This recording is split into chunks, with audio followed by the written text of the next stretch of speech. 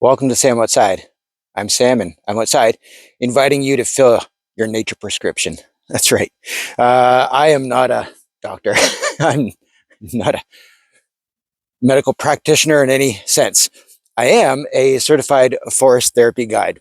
I'm not a therapist. No. The philosophy is that nature, more specifically the forest, is the therapist. I'm simply a guide.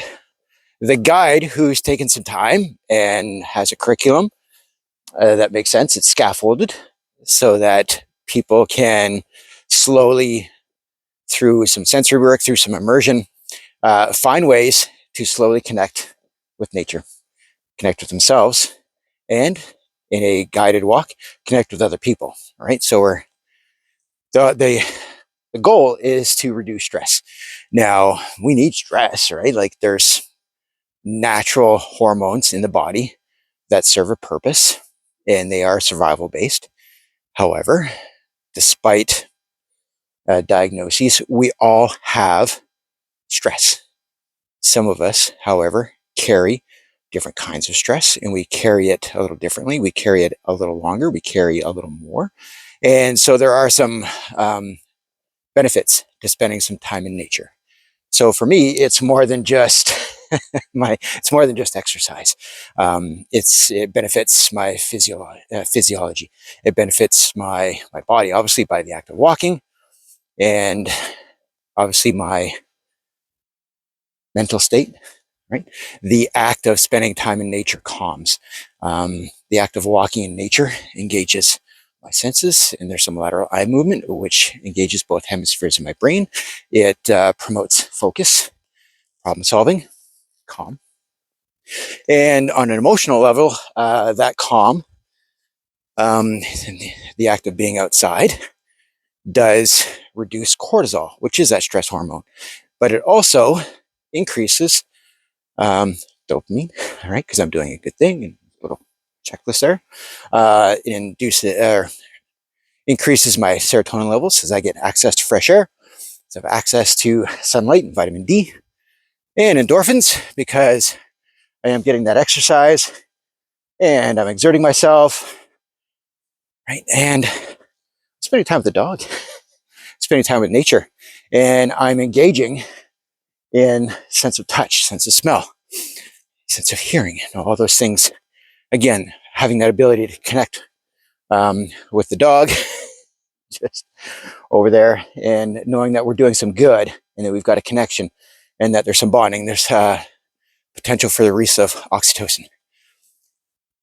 Now, our body does produce cortisol naturally in its highest amount when we wake, right? It's the thing that sort of gets the motor revving, right? The act of waking and stirring, right? We're getting the engine started, but the cortisol sort of gives it that little nitro boost, right? Prepares the stomach, that little bit of stress. We're like, hey, it's been a while since we've eaten. Let's go. We got to put some more food in. Our brain doesn't have that energy. It's got to be supplied by energy source, more specifically sugars that are metabolized differently.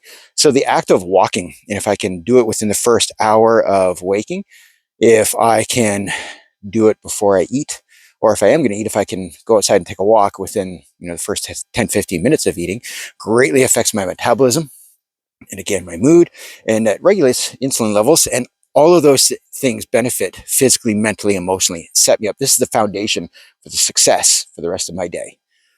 Now, I don't have a nature prescription, but it is a real thing. So there are physicians, medical physicians, could be your family doctor, who understands you have the capacity and the need to manage stress. And since the 1980s, there have been a number of studies globally, and they're being conducted present day about the benefits of spending time in nature. And more specifically, what time in nature does to our brain, our emotional state, and what it does to us physically. Now, for those people who don't have access to nature, can't go outside, there are some benefits to bringing nature indoors, right? So studies show that just by having patients closer to a window, they require fewer pain medications and their recovery time is increased. So that has a financial gain, right? And as well as students, if we can have students have access to things that are natural. So spending time outside, obviously, but in a forested area rather than just, the beaten down grass that makes up a schoolyard, but access to naturescapes, not just outside but indoors. So change the color of the classroom, have images of other living things, more specifically plant life, have actual plants in the classroom, nature sounds and nature smells improves by 20%. Focus, creativity, problem solving, cooperation, all of these things help with learning. And again, there are some physical, mental, emotional, and maybe even financial benefits to better preparing students for academic success every day throughout the day, throughout their academic careers. And that same philosophy takes some consideration for your own home. So if you don't have the capacity to enjoy nature the way I do, and I know I don't take it for granted, I'm very grateful that I've made choices and that I have considerations about the physical, mental, emotional health of my family and myself. Do bring nature into your own home. And it might be something as simple as changing, the screen, on your devices.